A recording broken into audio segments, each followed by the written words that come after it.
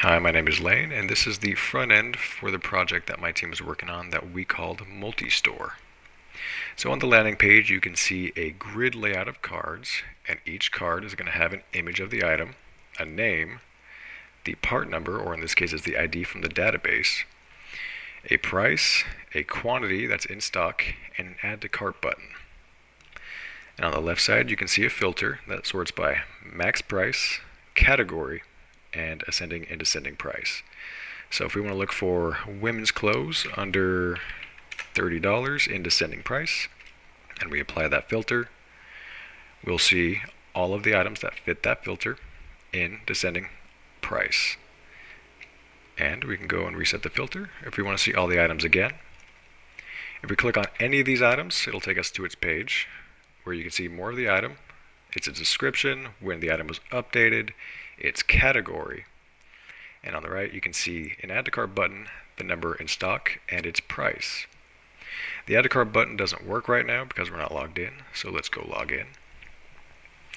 Here you can log in, or if you don't have an account, you can create one. So let's create an account. And you can decide whether or not you're an admin or just a regular user. So admins have more privileges than regular users, so let's create an admin account and create that. We can go over to the login page and type in our new credentials and log in. And this will take us back to the landing page, and on the right you can see that we are now signed in. And on the top left you'll see that there is a create an item button and a delete an item button. So let's create an item, and we can name this whatever we want. So let's call this gold band.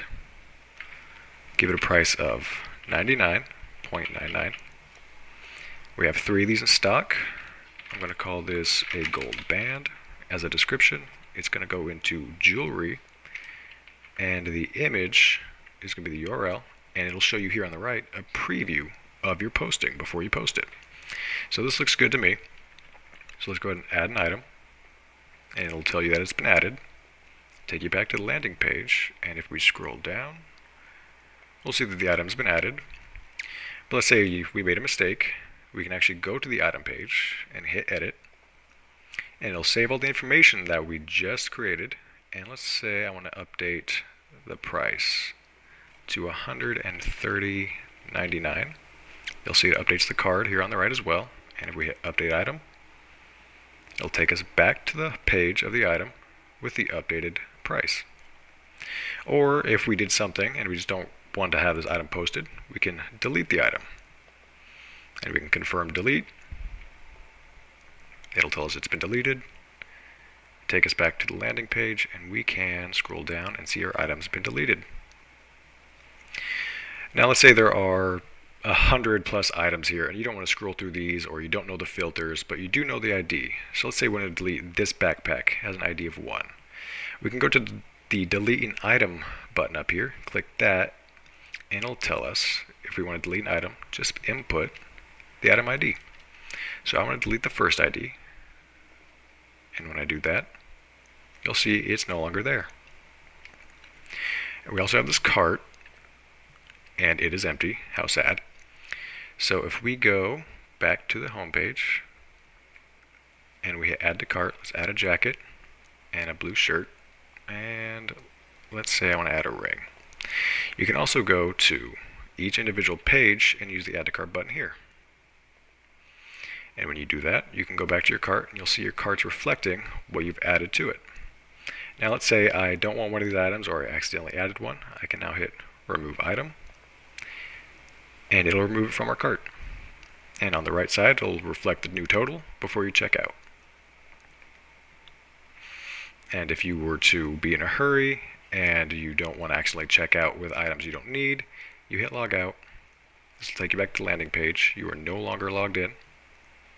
You can log in again, and your cart will be empty again.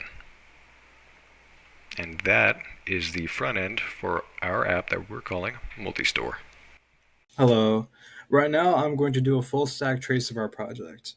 Specifically, I'm going to trace adding an item. So, our program renders several components.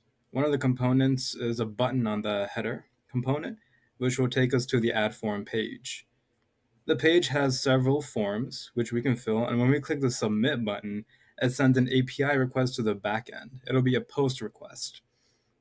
This will be done through Express.js. The post request will send in a JSON format all the information in the form. It will then execute this business logic, which will create a new item with the information in the request. If there is an error, then it responds with an error message. It will send back an item, which the React component will take, and it will bring it upwards into app.js. Handle item added data. Then what it will do is add it to the grid. Hey everyone, today I'm going to talk about the design, project management, and then the Git. Coming to the design part, so we have created multiple wireframes like how the landing page should look like, whether it should contain small grids or large grids, or with filters or without filters. We decided to go with large grids with filters. So this is how our landing page will look like. If we click on each item, so this is how our single item page view looks like. It contains the image, title, amount, as well as the description. If the admin wants to add an item, they need to enter all the details and then click on add item. This is how our add an item page look like.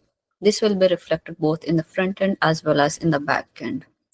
Once the user has added all the items to their cart, so this is how our checkout page looks like. So this is the design of our project. Coming to the project management and then the Git. So this is what our dashboard looked like.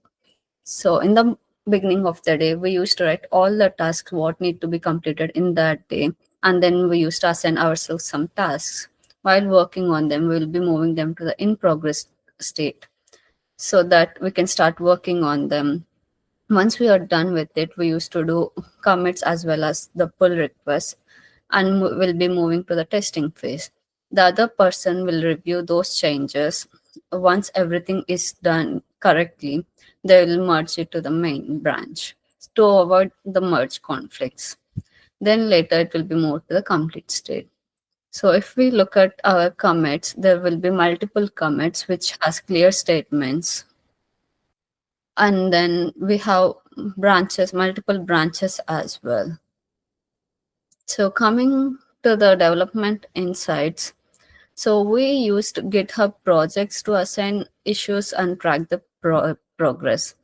We kept all our feature branches isolated and merged via PRs with reviews. Our commit history shows consistent descriptive messages. We make sure to commit small focused changes regularly. So one key learning moment is that we realized how helpful consistent communication is. During the merge conflict, we resolved it quickly because we did pair programming to find out the issues and fixed it. So, yeah, thank you.